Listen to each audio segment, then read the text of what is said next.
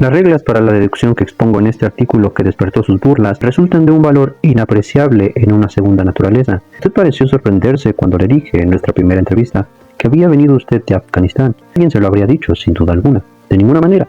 Yo descubrí que usted había venido de Afganistán por la fuerza de un largo hábito. El curso de mis pensamientos es tan rápido en mi cerebro que llegué a esa conclusión sin tener siquiera conciencia de las etapas intermedias. Sin embargo, pasé por esas etapas. El curso de mi razonamiento fue el siguiente. He aquí a un caballero que responde al tipo del nombre de medicina, pero quien tiene un aire marcial es por consiguiente un médico militar con toda evidencia.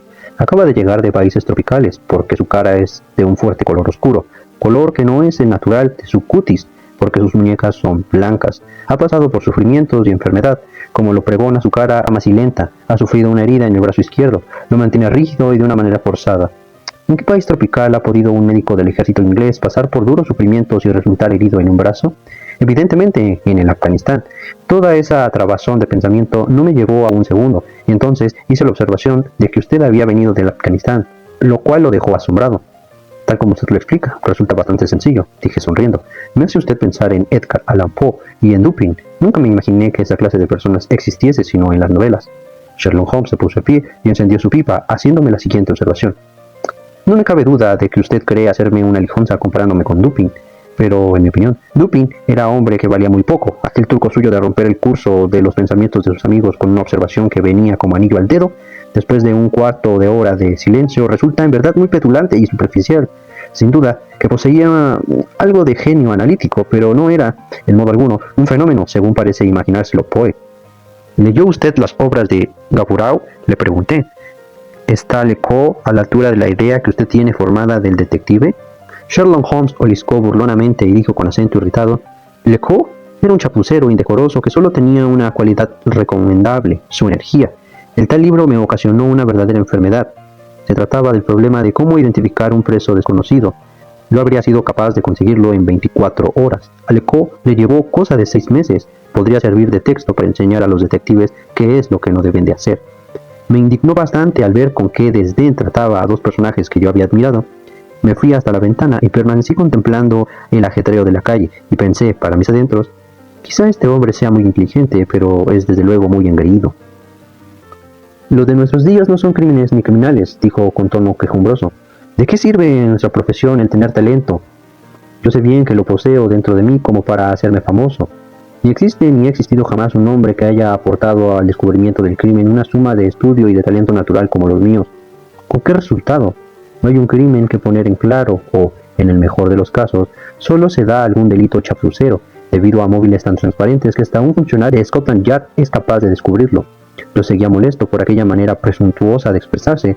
Pensé que lo mejor era cambiar de tema y pregunté, señalando con el dedo a un individuo fornido, mal vestido, que se paseaba despacio por el otro lado de la calle, mirando con gran afán a los números, llevaba en la mano un ancho sobre azul y era evidente portador de un mensaje. ¿Qué es lo que buscará ese individuo? ¿Se refiere usted a ese sargento retirado de la marina?, dijo Sherlock Holmes. Pura fanfarria y fachenda, pensé, para mis adentros. Sabe bien que no tengo manera de comprobar si su hipótesis es cierta. Apenas había tenido tiempo de cruzar por mi cerebro esa idea, cuando el hombre al que estábamos observando descubrió el número de la puerta de nuestra casa y cruzó presuroso la calzada. Oímos un fuerte aldabonazo y una voz de mucho volumen debajo de nosotros y fuertes pasos de alguien que subía por la escalera. Para el señor Sherlock Holmes, dijo entrando en la habitación y entregando la carta a mi amigo. Allí se ofrecía la ocasión de curarle de su engreimiento. Lejos estaba él de pensar que ocurría esto cuando lanzó al buen Tuntún aquel escopetazo. ¿Me permite, buen hombre, que le pregunte cuál es su profesión?, dije yo con mi voz dulzarrona. Ordenanza, señor, me contestó gruñón. Tengo el uniforme arreglado. ¿Y qué era usted antes?, le pregunté dirigiendo una mirada levemente maliciosa a mi compañero. Sargento de la Infantería Ligera de la Marina Real, señor. No hay contestación. Perfectamente, señor. Hizo chocar los tablones uno con otro, marcó el saludo con la mano y desapareció. Capítulo 3. El misterio del jardín de Lariston. Confieso que me produjo considerable sorpresa aquella prueba flamante de la índole práctica de las teorías de mi compañero. Aumentó en proporciones asombrosas mi respeto por su capacidad para el análisis. Con todo y con eso, allá en mi cerebro quedaba aún latente cierto recelo de que todos aquellos fuese un episodio dispuesto de antemano con el propósito de deslumbrarme. Aunque excedía a mi comprensión, ¿qué diablos podría buscar con una pega semejante? Cuando yo le miré, él había terminado de leer la carta. y sus ojos habían tomado la expresión perdida y sin brillo que indica ensimismamiento. ¿Cómo se las arregló para hacer tal deducción?, le pregunté. ¿Qué deducción?, me contestó con petulancia. ¿Cuál ha de ser? La de que era sargento retirado de la Marina.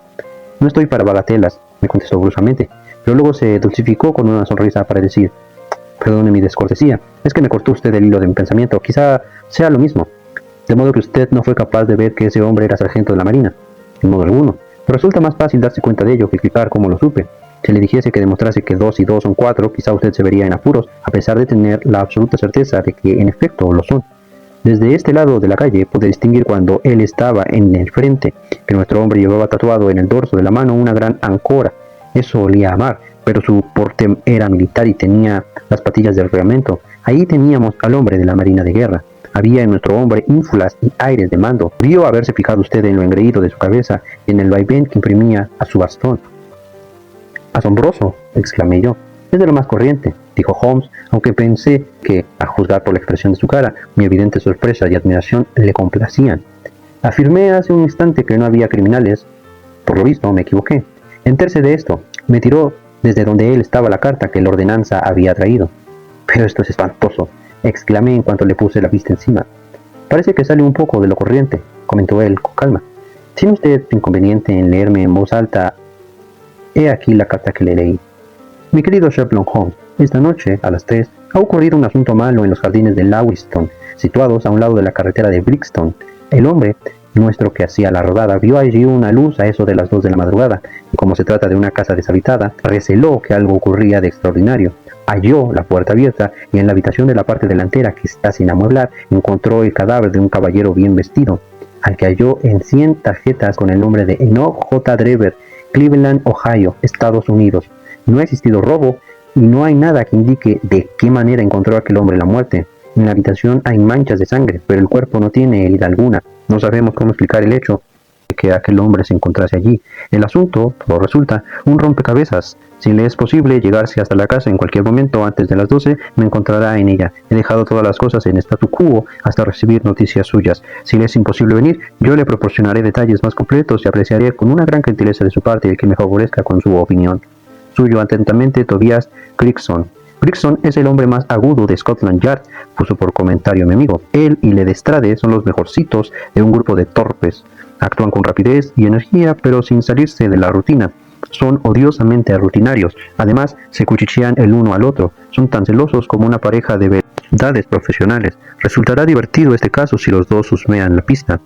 Yo estaba atónito viendo la tranquilidad con que Sherlock Holmes iba haciendo una tras otra sus observaciones y exclamé: «No se puede perder un momento. ¿Quiere que vaya y pida un coche de alquiler para usted?» «No estoy seguro de que me decida a ir. Soy el individuo más incurablemente haragán que calzó jamás zapatos de cuero. Quiero decir que lo soy cuando me acomete el acceso de la haraganería, porque en otras ocasiones puedo ser bastante activo. Pero aquí tiene la oportunidad que tanto anhelaba». «¿Y qué le va a usted con ello, mi querido compañero? Supongamos que yo lo aclaro todo. En ese caso, puede usted tener la seguridad de que Gregson y Lestrade y compañía se embolsarán toda la gloria. Eso ocurre cuando se es un personaje sin cargo oficial, pero él le suplica que acuda en su ayuda. Sí, él sabe que yo le soy superior y lo reconoce ante mí, pero se cortaría la lengua antes de confesárselo ante una tercera persona.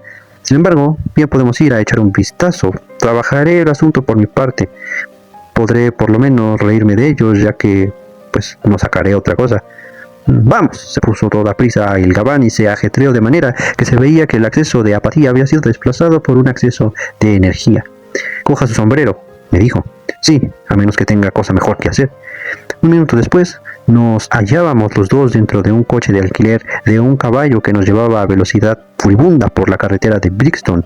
Era una mañana de bruma y de nubes, y sobre los tejados de las casas colgaba un velo de color pardo que producía la impresión de ser un reflejo del color de barro de las calles que había debajo. Mi compañero estaba del mejor humor y fue chachareando acerca de los violines de Cremona y las diferencias que existen entre un Stradivarius y una Amalfi. Yo, por mi parte, iba callado, porque el tiempo tristón y lo melancólico del asunto en que nos habíamos metido deprimían mi ánimo. «Me parece que no dedica usted gran atención al asunto que tiene entre manos», le dije, por fin, cortando las disquisiciones musicales de Holmes. No dispongo todavía de datos, me contestó. Es una equivocación garrafal el sentar teorías antes de disponer de todos los datos, elementos de juicio, porque así es como éste se tuerce en uno de determinado sentido. Pronto va usted a disponer de los datos que necesita, porque esta es la carretera de Brixton y aquí tenemos la casa, si no estoy muy equivocado, le dije señalándole con el dedo. En efecto, pare cochero, pare. Nos encontrábamos todavía en un centenar de yardas más o menos de la casa, pero él insistió en que nos apreciamos y terminamos a pie nuestro viaje. El número 3 de los jardines de Lauriston ofrecía un aspecto siniestro y amenazador. Era una de las 4 cosas que se le alzaban un poco apartadas de la calle y de las cuales 2 estaban habitadas y otras 2 vacías. Estas últimas miraban por 3 hileras de melancólicas ventanas inexpresivas y desnudas y tristonas, menos alguna que otra en que un cartel de "se alquila" se había extendido como una catarata sobre las legañosas paneles de cristal. Un jardincillo salpicado por una erupción de enfermizas plantas aisladas separaba de la calle a cada una de estas casas. Cada jardincillo estaba cruzado por un estrecho sendero de color amarillento que parecía formado con una mezcla de arcilla y grava. La lluvia caída durante la noche había convertido todo en un barrizal. Rodeaba el jardín una tapia de ladrillo de 3 pies de altura que tenía en su parte superior una orla de listones de madera. Recostado en esa cerca había un fornido guardia, al que rodeaba un pequeño grupo de desocupados que estiraban sus cuellos y ponían en tensión sus ojos, con la vana esperanza de ver algo de lo que tenía lugar dentro. Yo me había formado la idea de que Sherlock se daría prisa a entrar en la casa y de que se zambulliría de golpe en el estudio del mismo. Por lo visto, nada estaba más lejos de sus propósitos. Se paseó tranquilamente por la acera, contempló de manera inexpresiva el cielo, las casas de la acera de enfrente y la línea de verjas, todo ello con un aire despreocupado que me pareció a mí que lindaba con la afectación en circunstancias como aquellas.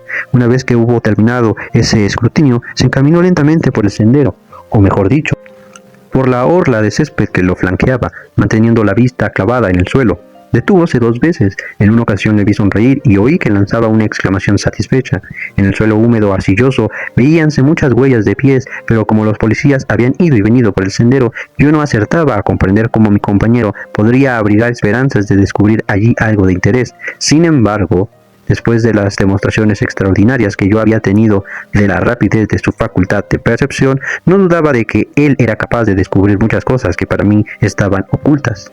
En la puerta de la casa trabábamos conversación con un hombre alto, de cutis blanco y cabellos blondos, que tenía en la mano un cuaderno. Este individuo había corrido hacia nosotros y estrechado con efusión la mano de mi compañero, diciéndole: «Ha sido usted muy amable viniendo, lo he dejado todo intacto». «Salvo eso», le contestó mi amigo apuntando hacia el sendero. «Ni aunque hubiera pasado por ahí una manada de búfalos podrían haberlo revuelto más. Sin embargo, es seguro que usted, Gregson, había sacado ya sus deducciones antes de permitir eso».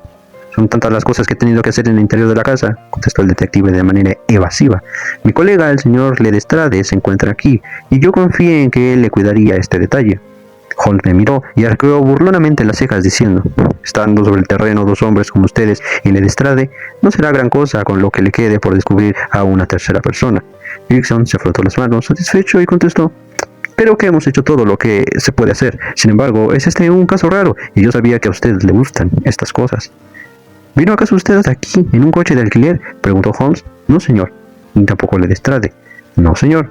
«Entonces vamos a examinar la habitación». Después de esta observación, que no venía al caso, se metió en la casa muy despacio, seguido de Gregson, en cuyas facciones se retrataba el asombro. Un pasillo corto, polvoriento y el entarimado desnudo conducían a la cocina y a la despensa. A derecha e izquierda del pasillo se abrían 2 puertas, una de las cuales llevaba sin duda cerrada muchas semanas. La otra daba al comedor, que era el cuarto donde había tenido lugar el misterioso hecho. Holmes entró y yo le seguí con el sentimiento de opresión que inspira a la presencia de la muerte. Era una habitación cuadrada y amplia, pareciéndolo aún más por la carencia de todo mobiliario. Las paredes estaban revestidas de un papel vulgar y chillón, pero que dejaba ver en algunos lugares manchones de moho, y aquí y allá grandes tiras que se habían despegado hacia el suelo, dejando al descubierto el revoco amarillo que había dejado.